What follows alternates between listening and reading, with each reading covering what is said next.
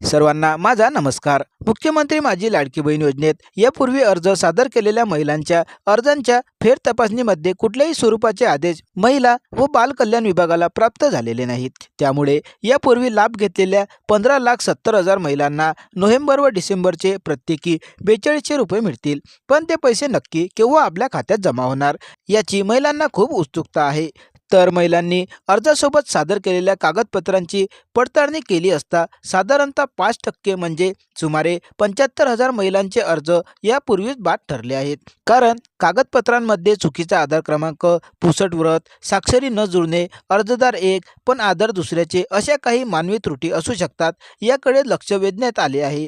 दरम्यान विधानसभा निवडणुकीची आचारसंहिता लागू झाली, त्यामुळे या योजनेची अर्ज स्वीकृती बंद झाली।